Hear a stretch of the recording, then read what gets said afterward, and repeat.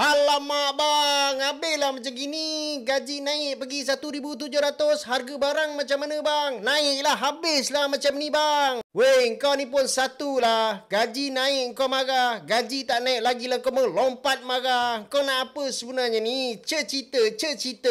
Kalau tak nak cerita, biar aku yang cerita.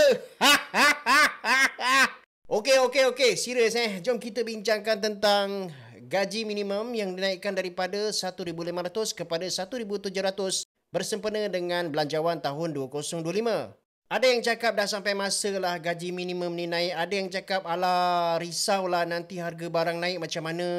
Okey, tak apalah kita meraihkan perbezaan pendapat guys Akan tetapi kita kena faham satu benda ni guys. Sesiapa yang belajar labor economics ataupun ekonomi pasaran buruh ni, dia akan tahu satu benda ni yang mana objektif majikan dan juga pekerja terhadap penentuan gaji ni adalah berbeza. Bagi sudut pekerja mereka sentiasa nakkan gaji ni semaksimum yang boleh. Bagi pihak majikan pula, kalau boleh mereka nak bayar serendah yang boleh. Tapi berapa level gaji ditentukan tu, itu berdasarkan kepada supply and demand. Jadi berapakah gaji yang sepatutnya ditawarkan sekurang-kurangnya dekat pasaran ni?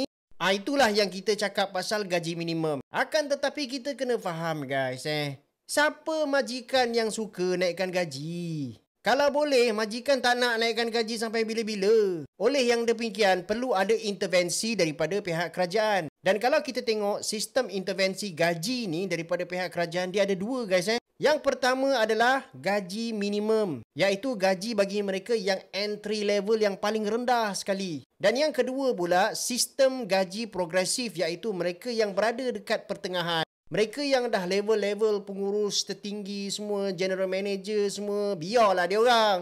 Buat apa nak ada intervensi lagi, betul tak? Ceritanya macam ni, pada tahun 1870 pula.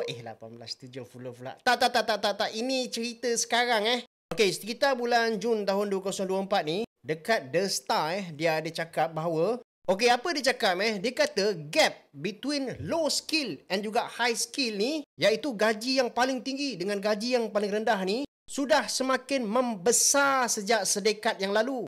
Pada 2010, gap ni adalah RM1,800. Tapi pada 2022, gap ni dah meningkat kepada RM2,871 sebulan ataupun bersamaan dengan RM2,474 pada tahun 2021. Apa yang cuba disampaikan dekat sini adalah perbezaan ataupun jurang gaji antara mereka yang dibayar sangat tinggi ni dengan mereka yang dibayar sangat rendah dekat market pasaran buruh ni, dia punya beza dia semakin meningkat guys. Jadi kalau kita tidak buat apa-apa intervensi, maka ditakuti jurang ni semakin membesar. Bila jurang semakin membesar, masalah sosial yang lain akan wujud, iaitu mereka yang kaya akan bertambah kaya, mereka yang miskin akan terus menjadi miskin. Jadi jurang ni siapa punya kerja guys untuk reduce dia? Kerajaan lah melalui intervensi.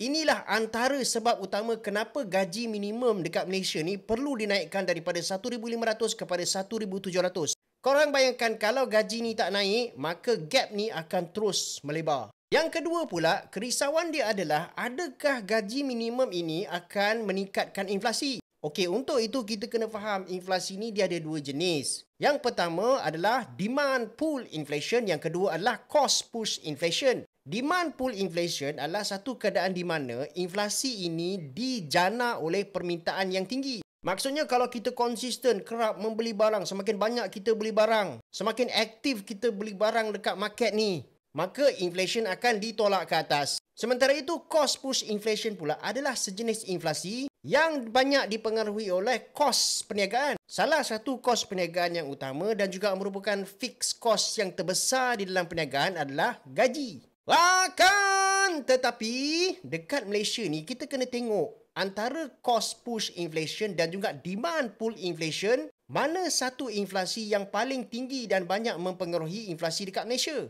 Kalau kita ikut pandangan daripada pakar ekonomi, kenaikan dalam minimum wage dijangka tidak akan memberi kesan yang sangat besar kepada inflasi. Kenapa? Sebab menurut pakar ekonomi, inflation dekat Malaysia ni adalah lebih kepada demand pull bukan cost push. Jadi faktor gaji ni tidaklah begitu memainkan peranan yang sangat besar untuk menolak inflasi ke atas.